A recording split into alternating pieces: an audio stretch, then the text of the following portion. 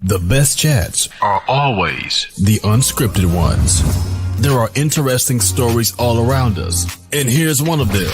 Open your eyes, spectacular's right in front of you. Oh yeah, this is totally unscripted, so we never know where this is going to go. Dangerous. This is the unscripted perspective. Turn the volume And up. here's your host, Phil Parker. Phil Parker. Phil Parker. Phil Parker.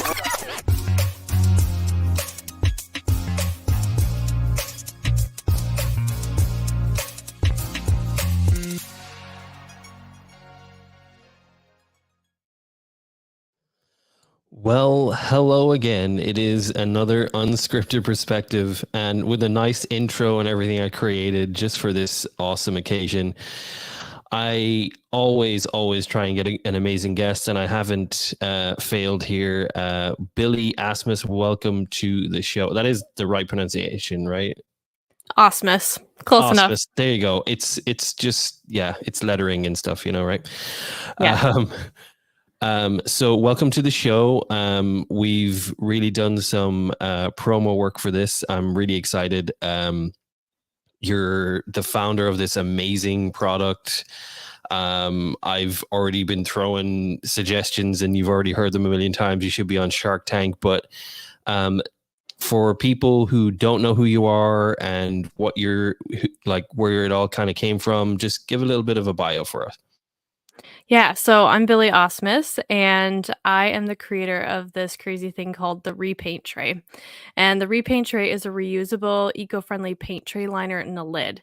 So a few years ago, I started my own small business of refinishing and refurbishing furniture, and I got really sick of the plastic paint tray liners that I was going through, and I couldn't find anything that was reusable. So I went ahead and contacted a patent attorney and got a patent filed and got to work essentially just to kind of see if something like this was truly going to work and make a difference. And so I ended up conducting like hundreds of interviews and talking to a bunch of people to see if they're kind of struggling with the same things when it came to painting and wanting something reusable. And sure enough, a lot of people agreed that they wanted something that was reusable and more eco-friendly. So for the last 2 years, I've been working on my repaint tray, and I'm in the process of manufacturing right now, and I'm hopeful to bring it to the market here soon. That's really exciting, and for people who are really geared up and wanting to create and have had so many ideas, this is where it all gets. This is where it all gets kind of fun, I guess, because we're open for questions. People can ask questions, but I'm going to lead the way. Like, what inspired you really to do this? I mean, obviously there wasn't a product in the market, but I'm every day I find things that I could use, but it's not made, so I just have to figure it out and find something else. What made you just go, I'm going to give this a crack. I want to see if I can create something. I think the thing that just kind of made me curious was the fact that one, there wasn't something out there that was like this. And two, it was something that I wanted, and I wanted to have something reusable. So I didn't want to just kind of create something and just kind of keep it to myself, but I wanted to figure out how I could make a better version of it and have a better version of just my very basic prototype that I did at home. Um, but I also kind of had this itching question of, what would happen if I did pursue this? What are the possibilities? And so I kind of just had to weigh out what were the risks and what were the benefits of everything if I were to pursue this, and kind of just went from there. And I mean, the crazy thing is when you do have a crazy idea, especially something that's kind of like off the wall, there's going to be a lot of people that are going to be like, why? Why go through all the work? Like, just let somebody else do this. But at the same time, it's still just like that burning question that, why can't it be me? Right. And I've been very lucky to fall upon your Instagram and kind of see all the social media stuff that you do, which is just really, really cool. You have an amazing website. You've got this great introduction, but I'm going to kick right into this kind of an intro to your product so people have an idea of what it is, and then we can kind of go from there. And 1 second here, and we will rewind it and give it some sound. Hey, I'm Billy, and I created this crazy thing called the repaint tray. I'm a mom of two and an avid DIYer, and I know the struggle of what it's like when you're trying to paint and do a DIY project with little kids around.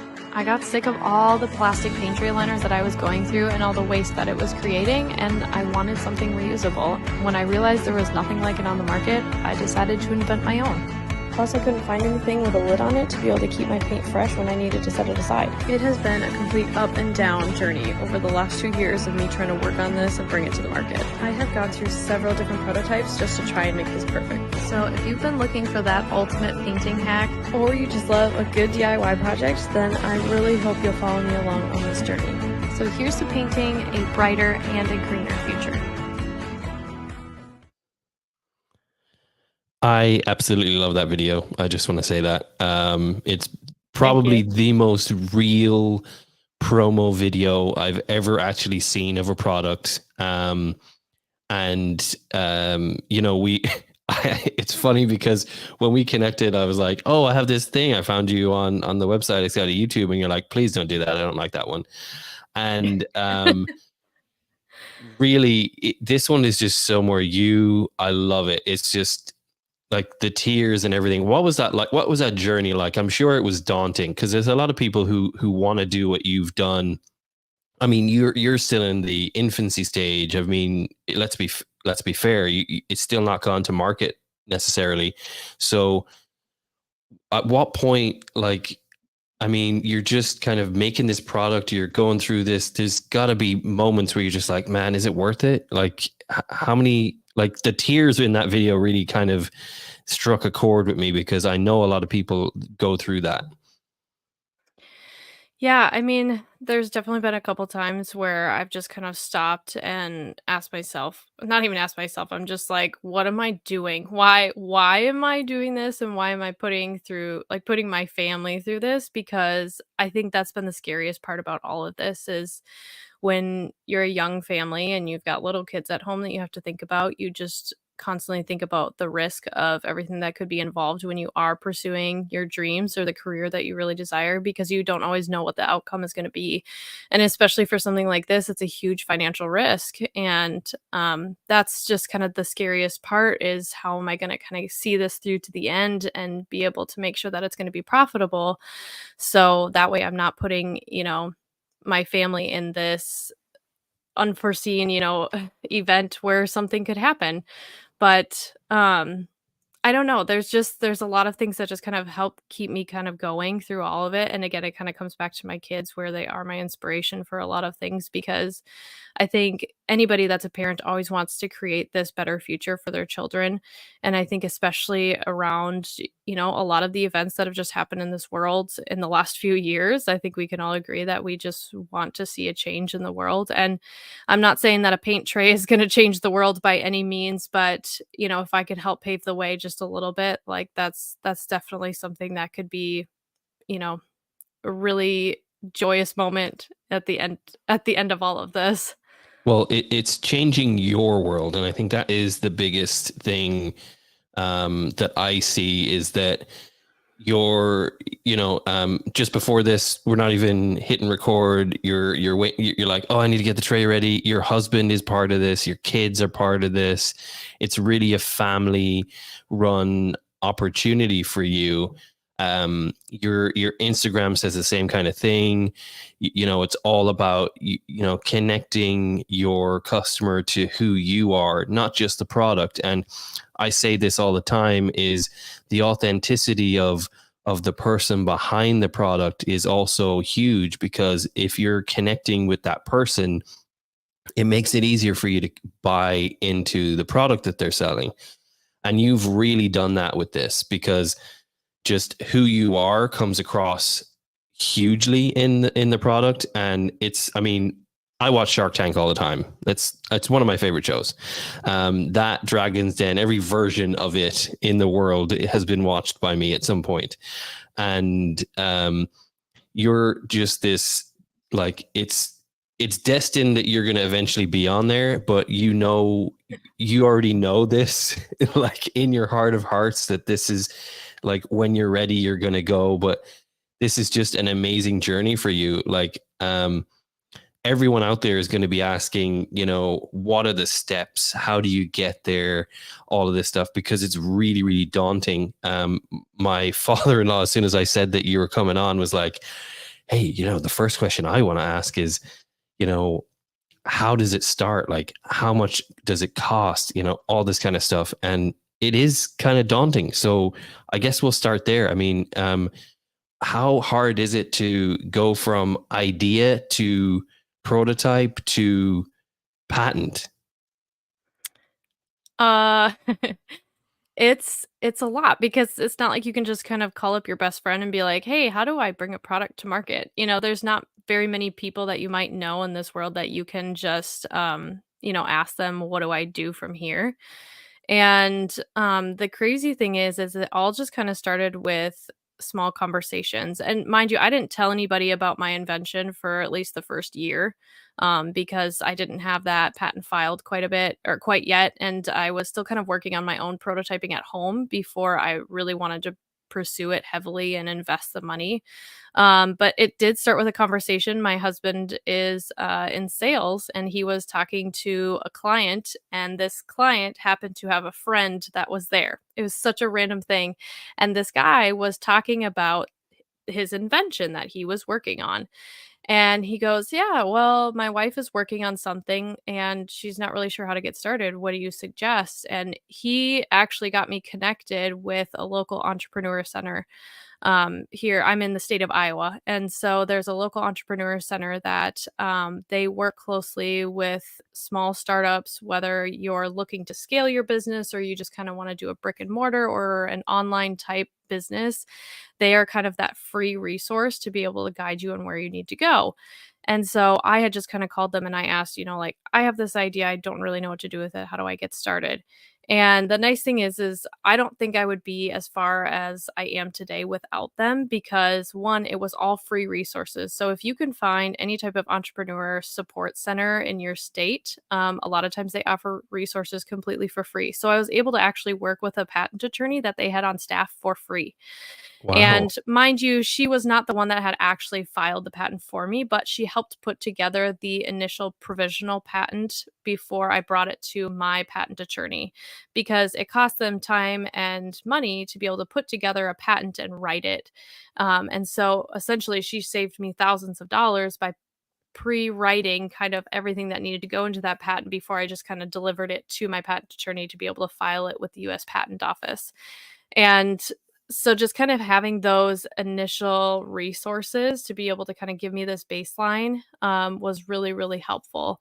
And they actually offer like a spring and fall class called Venture School. And essentially, what Venture School is they help you run through the very basics of figuring out, is it going to be worth it to pursue it? What is going to be the cost? Is this a product that people will want or need? What is the problem and what type of solution do you offer? And all these different things that they really want you to reflect on. And so that's where I was conducting hundreds of interviews with people. And the tough thing is when I was going through these interviews, I still had not filed my patent yet. And so I couldn't talk about what I was working on. I simply just had to ask these questions and just say, what are your biggest frustrations with painting? What are your highest costs with painting? Do you do it professionally? Is it just for fun? Are you just a homeowner that, wants to refresh a room here and there? And so I just had to kind of gather and gauge all these different answers to what people's frustrations were and figure out, okay, how is this going to tie in with my product? Does my product actually create a solution to these problems in the painting industry? And also looking at, is there a gap in the market? Am I going to be able to fill this space? And sure enough, there was. So I was able to kind of meet all of these needs and realize that there's a gap in the market to be able to fulfill this spot. And so once I kind of had figured out the answer to all of those things was when I kind of jumped in and said, okay, I'm ready to commit to this financially. And all of the patenting stuff, I mean, is thousands of dollars. Like easily, I've Yeah. probably spent close to $20,000 on just the patenting process because it's a Wow. lot of back and forth. And 9 times out of 10, when you're pursuing a patent, and I won't dive into all the logistics, whether it's a utility or it's a design patent, but 9 times out of 10, the US Patent Office will reject your patent the first go around. And it takes at least a year of it just sitting at the US Patent Office before somebody even has eyes on it to review it. And at that point, they can look at it and be like, no, it's too similar to something else that was already filed. So we're going to reject it. Well, then they send it back to the attorney. He has to revise some things and say, no, no, no, it needs to go through. And here's the reason why. And because of that, then I have to spend a few more $1,000s with my attorney because he needs to revise it. And then the US Patent Office also has fees. So that's like an additional $300, $400 just to file with the US Patent Office. And so there's all these different things that you don't even Mental. necessarily think about until you're kind of in that position. But I mean, that's just like an overarching thing. And it's a lot to pursue, but at the same time, you just kind of have to take it one step at a time and figure out, okay, where do I go from here and what do I do next? And I mean, a lot of people, I mean, that's why a lot of people on so one question that they asked, is it patented when you walk in the doors of Shark Tank? Is it patented? Is it patented? A lot of it's patent pending, or that makes a lot of sense now that you say that.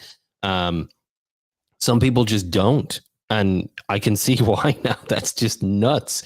Like that's just crazy money.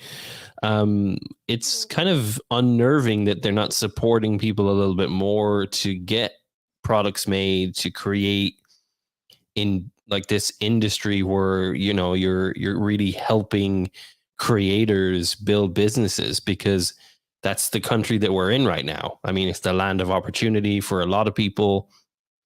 I'm Irish. It is the land of opportunity for me because, you know, I moved here, married my wife. You know, it's so vastly different to Europe. Like the chances that we have here to make money.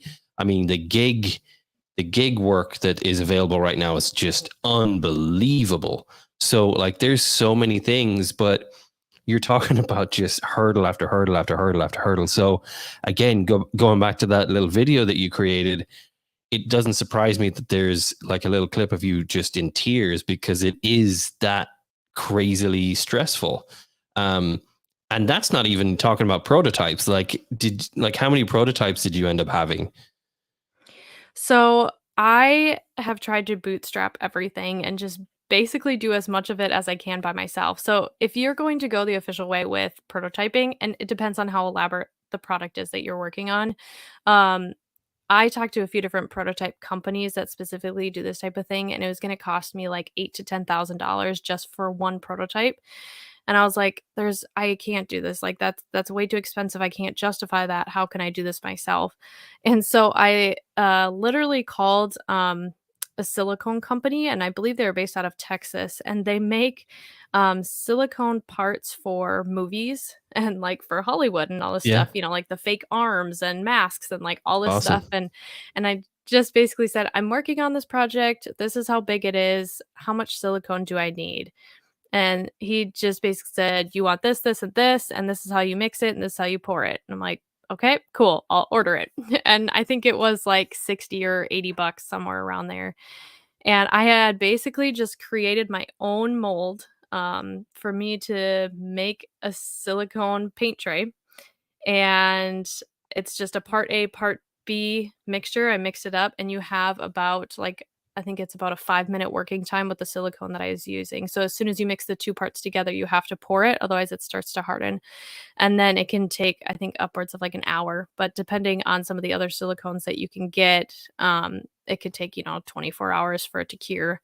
So basically I just kind of did that, and I did a very, very rough prototype and tested it out. And I'm like, oh my gosh, this thing, it actually works. Okay, this could actually happen. And it wasn't until like a year later afterwards, mind you, I was like early pregnant with my son too, through a lot of this. And that's like the crazy thing is I can't believe I still had like the energy to even pursue some of this stuff. Um, and so it probably I'm wasn't sure you had until the like a support of your year husband, though. later. Oh, sorry, there was like a delay. I'm sure you had the support of your husband, though. I mean, like, like being the fact that you're pregnant. I know me being a dad. Like when she was pregnant, both times, I'm just like, yeah, yeah, don't do that. Don't pick up this. Don't move this. Don't, you know, like it's the second time around, maybe not as much, because the first time you kind of is your first time, you're like, oh my gosh. But the second time, like she was a little bit more, I suppose, at ease with it. But it was just, yeah, I mean, I can't imagine like you're stressed out during your pregnant, like that's like alarm bells are ringing, doctors are going, you need to take it easy, your husband's probably already going bald, it's like what's going on? You know what I mean? Yeah. Oh my gosh. Yeah. My husband's been so supportive through all of this. And I remember kind of telling him my idea just to begin with. And he was obviously the first person that I told. And he has a degree in economics and finance and everything, and so he's like immediately working out the numbers, and he's like, yeah, you could do this will be great, and it doesn't matter, like I could say, yeah, I'm going to be a belly dancer, and he'd be like, all right, yeah, go ahead, you got this. So yeah, he's That's just cool. blindly been supportive of everything that I've done, and I can't thank him enough for all of that. Well, I'm sure he's watching, and you already have, so there you go. But yeah, I mean, it's the support. Like they always say on all these massive shows that talk about business, you surround yourself with people that are smarter or better at certain things than you are. Like you're the entrepreneur. You don't have to be the best at everything. So having someone that has a degree in economics, I mean, Jesus, like that's awesome. He's an amazing salesperson. Then he can help you with that. Like you came up with the rest of the stuff, you know what I mean? And you're the baby factory. So again, that's another job that you hold in the family. You can't do everything, right? Mhm. But just an amazing, just to get this far is huge. But so you've obviously gone through a bunch of prototypes and everything. Have you done studies on the actual product to kind of get like back it with data? For example, how long the paint is good when you put the cover on the tray, all that kind of stuff. Have you done that kind of study yet, or is that still to be done? I have done a lot of the studies myself, and some of it is still kind of in the works. There's some other things that I definitely want to test. But for the most part, every single paint that I have tested with it has peeled out, no problem, has been able to stay fresh with the lid underneath it. I've used everything from acrylic to chalk paint to milk paint to uh, ceiling paint to primer. I mean, I've tried so many things, and mind you, we're working on like finishing our house too, so I'm still like painting every single day. I was just painting today. I'm painting a couple doors that we still haven't painted, but yeah, so I've just kind of been able to test everything out myself, and I've even tested it out with glues. So I've used it with Mod Podge, and I've also used it with wood glue, and that was actually really fun to see that work really, really well.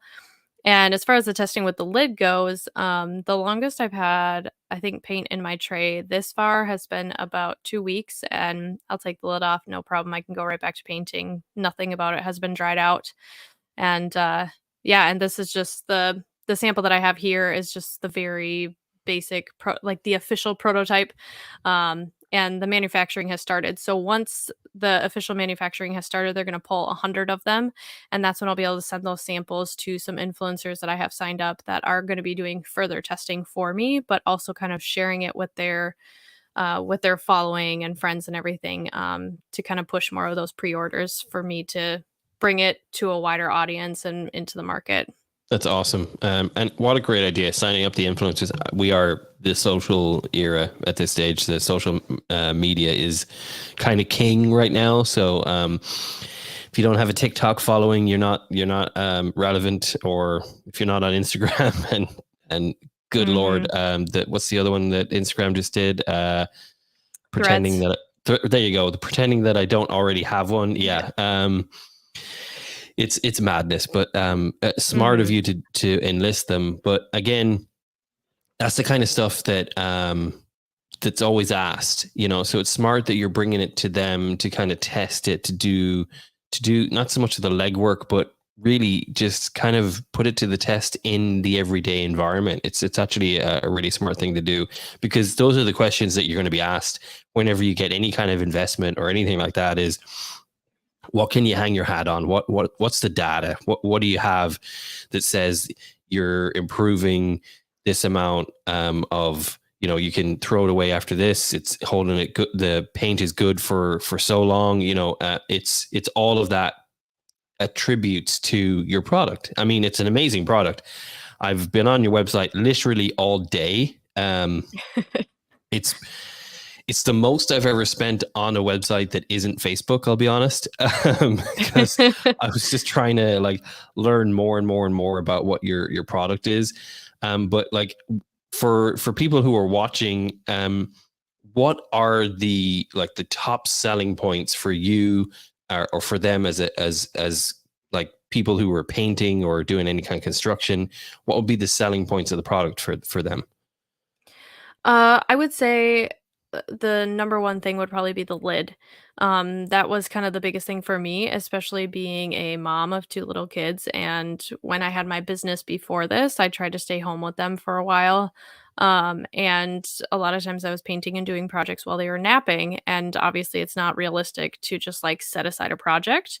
And so I definitely wanted something with a lid to be able to keep my paint fresh. So that way I could just come back to it whenever I wanted to. So I would say the lid is definitely like kind of the number one thing, especially because um, knowing that your paint's going to stay fresh for overnight and several weeks, even if you can't even get back to your project or you go on vacation, you come back and finish your project, no problem. But the other thing is, I would say the reusability of it. And for myself, like I said, I was going through so many plastic paint tray liners when I was doing my other business of refinishing and restoring old furniture.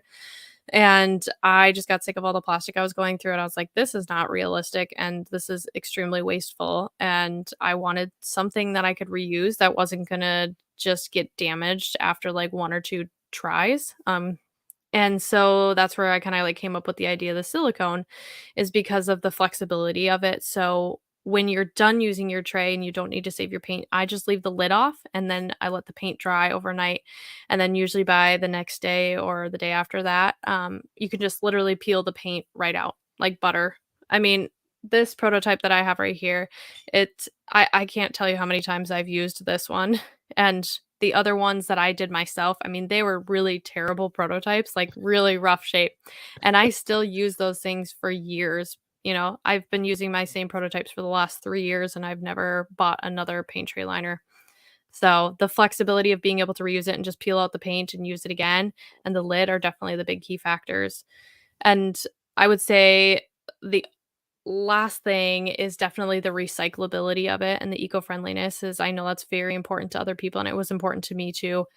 And I was worried about silicone to begin with because yes, it's recyclable, but not everybody knows how to properly recycle it, because you can't just put it in your recycling bin and let it be picked up by recycling and hope that it ends up in the right place. And Mm. that's not the case, because silicone can end up in landfills and it could sit there for a very long time.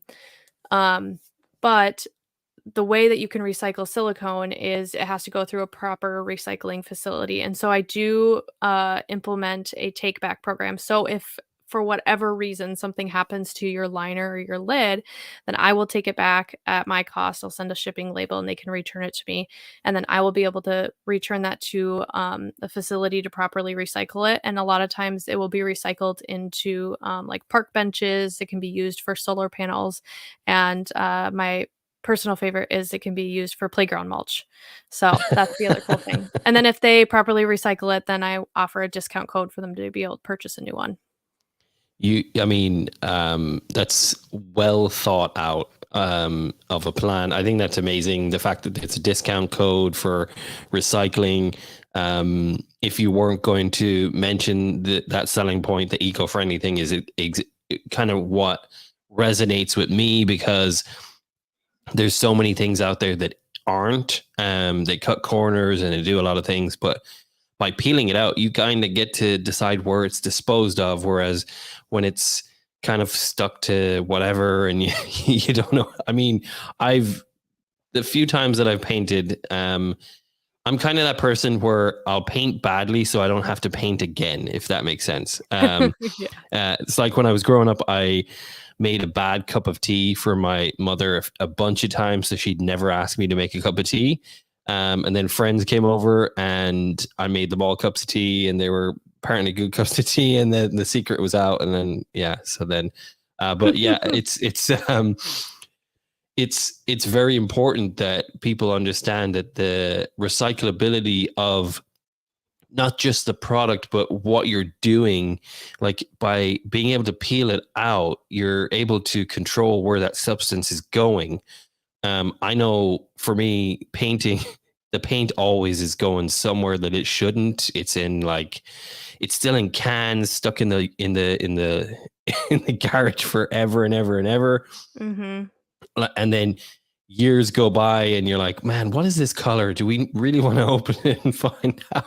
And then nobody knows Mm-hmm. what to do with the paint. And it's just like, with this, it's so much more, it's so much more eco-friendly. It's just awesome.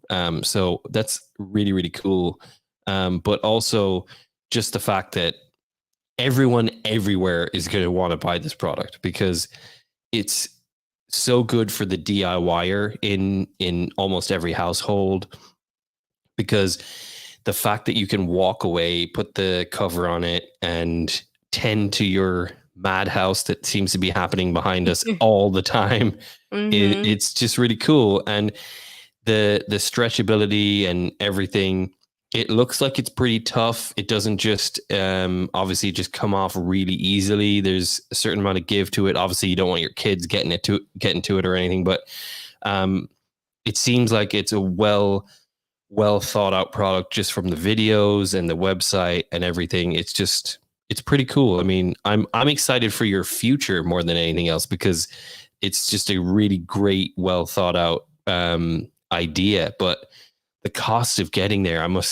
it's kind of, for me, who I'm like, hey, this is going to be an amazing trip for everyone to see how easy it is to be a business person. But whoops. No. Yes. I mean, you seriously just have to have a lot of endurance and so much belief in yourself that you're going to make it and that you're going to get it there. And I think the thing that I always tell myself, or at least other people, is I have made it too far to just give up, because there's so many people watching now at this point. They want to see what happens, and I want to see what happens too. Right. But it's just kind of like I'm at this point where I'm right on the edge of my seat, and I'm just like waiting for that point where it's finally kind of like released and everybody can be able to use it besides me, because I know other people are going to enjoy it too, and that I don't have to like keep it to myself anymore. But you're right, the cost of being a business owner and starting something up like this is not it's not easy. It's very daunting and kind of scary. And that's why I'm pushing like the pre-orders so much, is because, I stay at home and I don't take an income from any of this. We're a sole income household. And so, I've been selling like a lot of my own things. Like we're selling our TV, and like I've been selling, some of my old pieces that I used to flip to be able to kind of bring in some extra money. And like the steel molding. So here's the other tough thing, is when you're bringing a new product to market, I think people have this assumption that you just like make it and then it's ready to go. And that's not the case. So for something like this, you have to make the tooling, like the molding, to then make the product, because something like this doesn't exist yet. So you have to be able to make the thing that can make the product. And so the steel tooling that goes into just making this product costs $25,000 by itself. Jesus. Okay. And that's not even talking about the first round of orders. And then for me to just even place the minimum order of 5,000 units is still $65,000. So there's so many other things on top of it that is so scary, that I've paid for part of the tooling already, but like I'm not to that point yet, and I still have to figure out how to get there. And it's scary, but at the same time, I know it's going to happen. I know I'm going to get there. I know it's going to happen, but it's tough when people don't understand that it takes time and that there's this process behind all of it. Well, I mean, you're inspirational just by how you've gotten there. I mean, I was going to ask you, did you ever think of maybe doing a Kickstarter program or anything like that? Because legitimately, there's enough people out there that would support you just because of how huge the decorating, home remodel, construction industry is. Someone's going to want to be part of this. It's just an incredible product.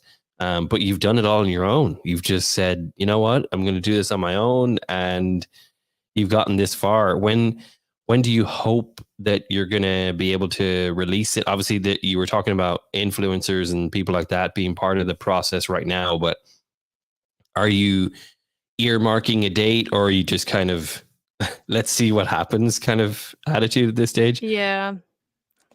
I mean, it's tough because I am at the mercy of my manufacturers, and it all is dependent on how far they are in the process. And they're probably getting sick of me at this point because I'm like asking, like, what are my updates? When are you going to be able to ship me, my first product? What is it called? The first like official product of what it was going to look like, what it's going to look like on the shelf. So essentially, they're going to ship me that one paint tray of exactly what it's going to look like on the shelf and what will go out to customers for me to approve it, and then they will start the manufacturing. So I don't even know when I'm going to get that yet, and that's really really tough. Is it's all just kind of like this ongoing waiting game. But for the most part, based off of like the days it takes just to do the tooling can take anywhere from 30 to 45 days. And I was made aware like the week after the 4th of July that they had started the tooling process. So I should be getting my first like official product sample here soon. I'm very, very much hoping so. And once I get that and approve it, then I'm really hoping that I will be able to actually fulfill orders and ship everything out sometime in September. Awesome. You said you have the prototype there. Do you want to hold it up? I mean, it's Yes, somewhat I of a had. yeah, sure. I mean, why not? Let's have some fun. Yes, well, I had paint in it. I had paint in it earlier, and I was like, "Oh my gosh, I gotta wash it out." And so it's still a little bit gross, but you'll be able to see Oh what yeah, it's no, that's like. fine. So like the lid is still very dirty. This That's is okay. not what this is not what the official lid is going to be like. It's not going to be this flexible. It's going to be more rigid, so that way it has like a tighter seal. And this was just for prototyping sake, just to like see what it was going to look like. And this logo is my old logo that will change, but essentially the lid will still kind of have like almost this see-through, kind of opaque look. And then the liner. Again, it's still wet from cleaning it out. Uh, but, um, this is the liner. There's still, like, paint in it and stuff, but Well, it's you're very decorating. That's flexible. fine. Like, I could stretch it, no Yeah, problems. And, but really, I mean, you just the stretchy part of it actually makes it easier for you to peel because you can stretch it. It makes I love it. It's such a cool product. I mean, yeah. I often sit watching Shark Tank going, man, that is a cool product. And honestly, I'm sitting here talking to you. It is a cool product. Like you see so many paint um, connections on these shows. We could go through a list of these products that have been released to market and done really well on the show and all that kind of stuff. But you're coming at it from a different angle. You're really looking at the reusability of the product, and also you're kind of killing two birds with one stone. I've not seen a product that actually tackles the fact that you can keep the paint as good as you can for 2 weeks, and then also reuse the tray and dispose of the paint in a safe way that isn't toxic for the environment. I mean, it's just ticking all the boxes. Like you're doing amazing. For entrepreneurs that want to be inspired, I mean, they always look to the big dogs like, Mark Cuban and people like that, but legitimately looking at small business entrepreneurs like yourself, who've literally bootstrapped everything up to this point. It's pretty inspirational. Like it's an amazing feat. So question times, obviously are going to be flying in the door for you from here until the product comes out. We've not had many questions because a lot of people are watching, but they're just really soaking in the information, and they're probably checking out where they can find you. So I'm actually going to change the banner to your website. There we go. So that's going to be right there, so people can go straight to that. Legitimately, it is an amazing website.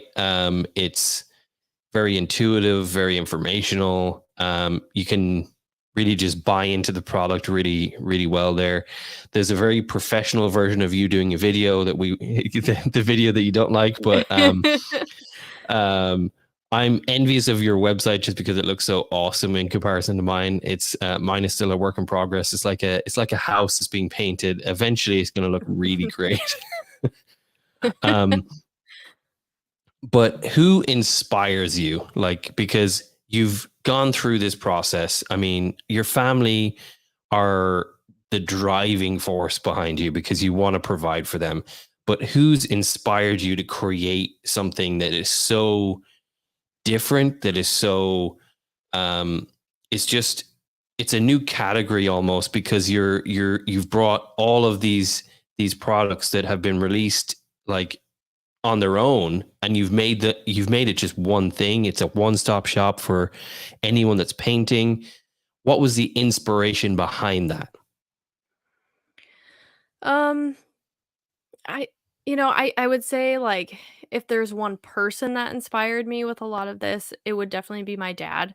My dad is an entrepreneur. He had started his own business, and he ran that business for several years and was very successful with it, both him and my mom together. And I think my dad especially has just really overcome just so many obstacles in his life that I just look back at his story and I just think, like, wow, okay, if you and my mom can overcome these incredible things in life, then, like, I can do this. And I am much better off than what my parents were at when they were, much younger. And just to give an example, my dad, basically, he was in the military right after he had graduated high school, and him and my mom got married at the age of 18, and he was in the military for a little bit. Nobody really banked on him going to college. They just didn't think he was gonna really amount to much. He was a traveling bird's house salesman, which I didn't even know was a thing. He was also a chimney sweep man, and he worked at a dairy up in northern Wisconsin, like, literally making cheese. I mean, he did so many odd jobs, and one day he just came home and told my mom and just said, "I can't do this anymore. I wanna do something better for my family," and he decided to go to med school. And they had my 2 older sisters at the time, so I wasn't in the picture yet, but despite all of that, he went and got his undergrad while he had 2 young kids at home, and he would drive like an hour and a half to school every single day, and then he'd come home and my mom would go to work after he would come home, and he'd take care of the kids, and they did this for years, and at one point, they, like, didn't even have a place to live. They were basically living with a farm family, and their keep was by helping with the animals on the farm. And they made it work. Like, it just sounds so crazy to look back and just think that they survived all of that. And he graduated from med school, and him and my mom owned their own medical practice for a long time. And they became, like, this big staple in my small town community. And a lot of people looked up to him because of that. And I think that's just, like, very inspirational, is because of all these crazy things that they went through, and what I've gone through is just, like, a fraction of some of the things that they faced and still were able to kinda come out the other side. So that's definitely a huge inspiration of mine on where I'm at, is if he can overcome those things, then I can overcome some of these small things. It's also great to fall back on people like that are so knowledgeable and have kind of gone through this adversity. It's just an amazing thing to have behind you. Your Holden is asking questions. I love that he's watching. He's an amazing. This is your husband, I'm guessing, right? Yeah, yeah. So what is next in the pipeline for Repaint? Any cool ideas that you're working on? See, he doesn't even know you as well as you think. as well as you think. He knows. He knows. He's just trying to like spark other people to ask questions. He's trying to be the supportive guy. He's amazing. Well, Holden, I appreciate you, sir. That supportive husband from the other side, other room. Go on, answer the question. Why not? Okay, so probably the next phase of the repaint studios or the repaint tray is I'll likely come out with a larger size for more people that are going to be in construction or that are going to be, painting contracting, that they're going to be doing more heavy amounts of painting every single day. Otherwise, the next phase would also be a small, like a miniature version. I've had so many people ask for the miniature version for hobbyists that are doing like painting doll houses or model cars and stuff like that, that they want a smaller version. I've also had artists reach out to me asking to do like a palette of something that had a lid on it that also made it reusable. So there's definitely a few things up my sleeve that I want to be able to introduce, but I have to kind of like get through this one part first. So Awesome. that's kind of the next phase.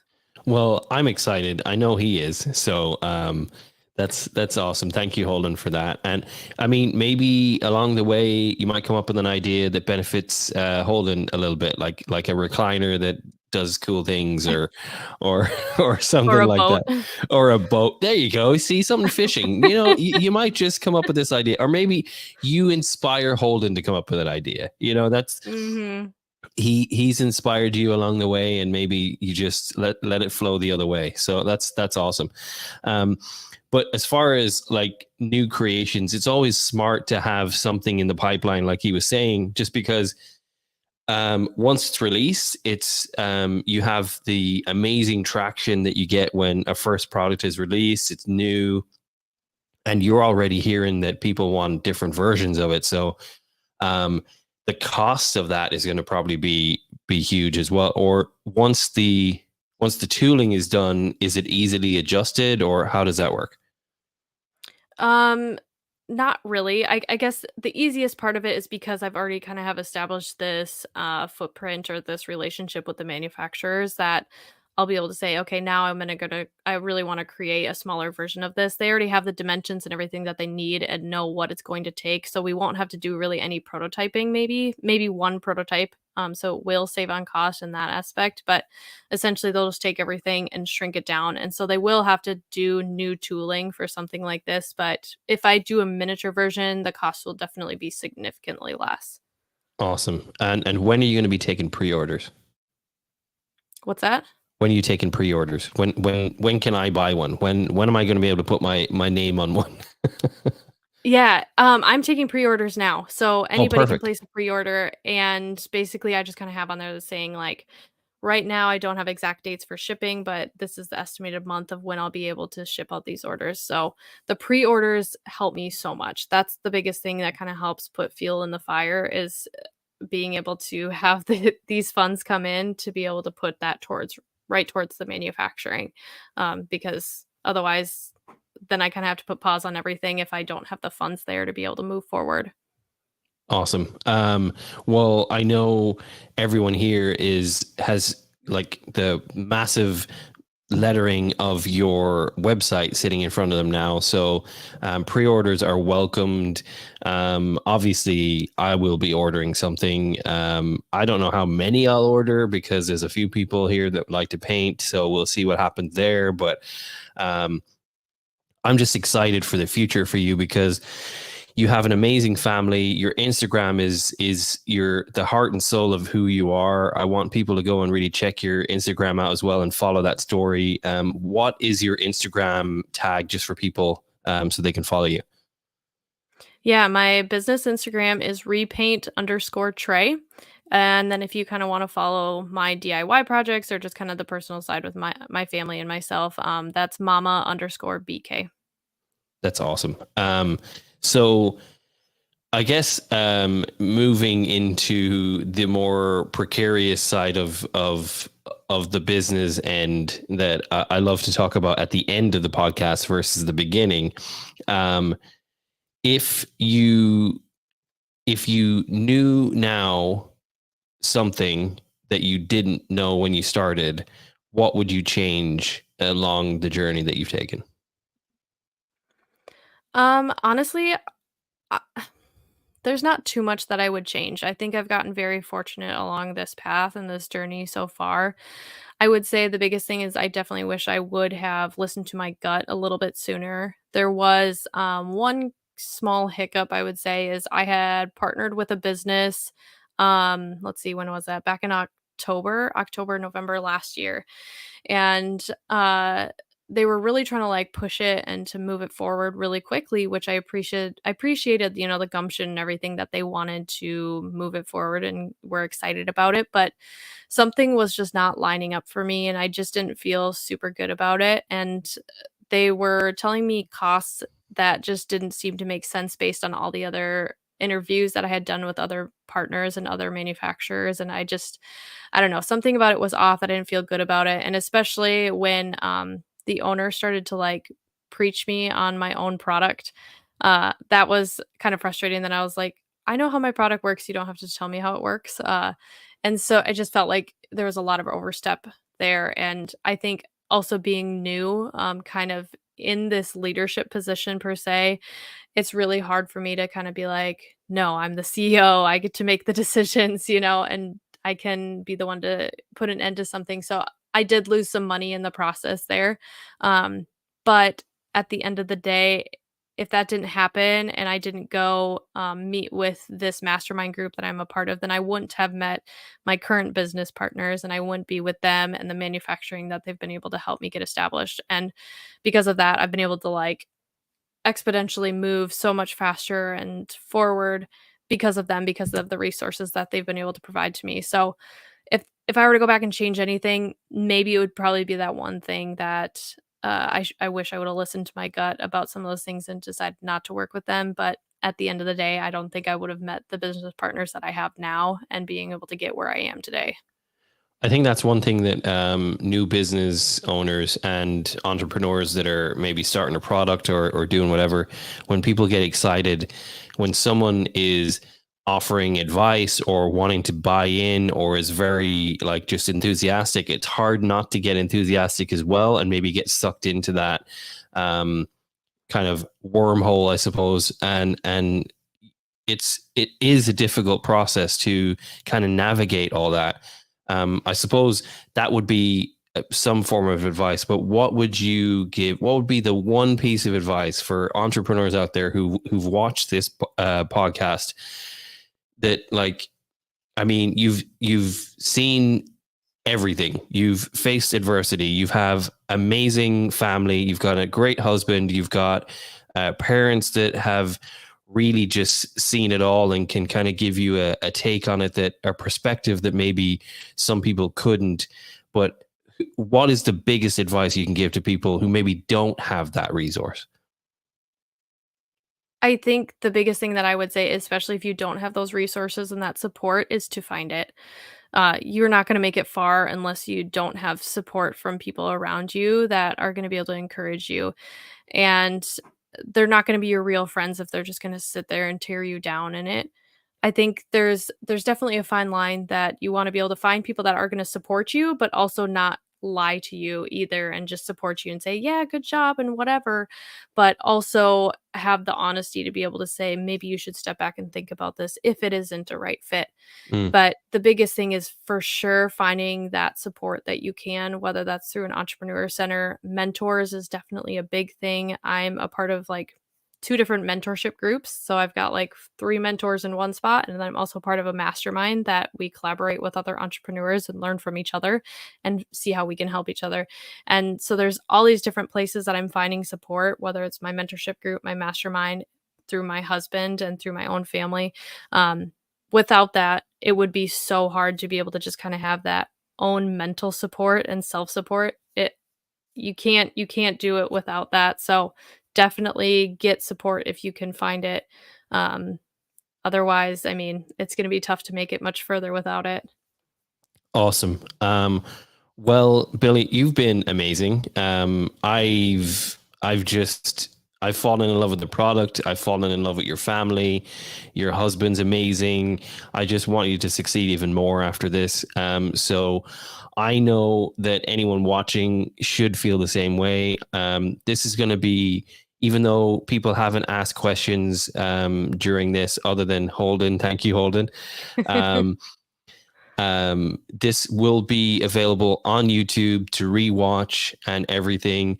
The website Repaint Studios is open and has a contact page. From what I saw, I didn't click into it, but it seems functional, so they can contact you through there, your Instagram, all of that stuff. It's all available. So if anyone does want to reach out, I mean, you're a huge resource for anyone that wants to be a business owner, but also just go and buy the product, like pre-order the product. You won't be disappointed.